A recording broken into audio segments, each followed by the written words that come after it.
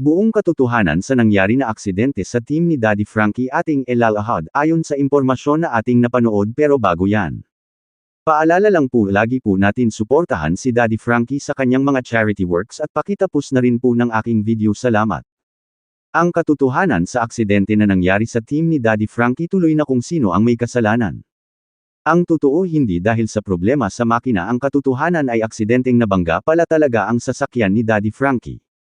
Ayon nga sa ating nakalap na impormasyon ay hindi kasalanan ng driver ni Daddy Frankie yung nangyari na aksidente mga kababayan.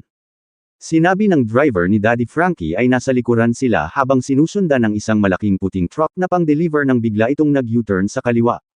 Dito hindi inaasahan ng driver ni Daddy Frankie na ganun ang gagawin ng truck driver dahil mabilis ang takbo ng truck pero biglang lumiko mga kababayan. Actually dismayado nga ang driver ni Daddy Frankie sa nangyari aniya dapat kung liliko sana ang truck ay nagbigay muna ito ng senyales kaya naman dahil sa hindi inaasahan ay natumbok niya yung truck sa likuran dahilan para may upi ang hood ng Ford na sinasakyan nila.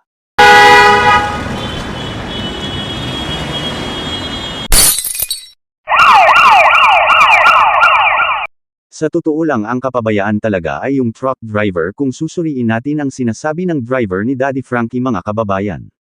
Sa personal kong pananaw, mali ang naging pagmamaneho ng driver ng malaking truck kung totoong bigla itong kumaliwa ng walang sapat na senyales o babala sa mga sasakyang nasa likuran. Kung susundan natin ang salaysay ng driver ni Daddy Frankie, nasa likuran lamang sila at sinusundan ng malaking puting delivery truck.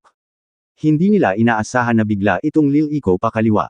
Dahil dito, nagkaroon ng napakaliit na oras para makapag-react ang driver ng Ford.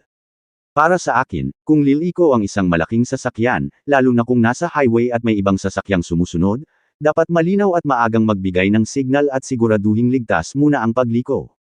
Hindi pwedeng bigla na lamang liliko at saka na malalaman ng mga nasa likuran kung ano ang gagawin.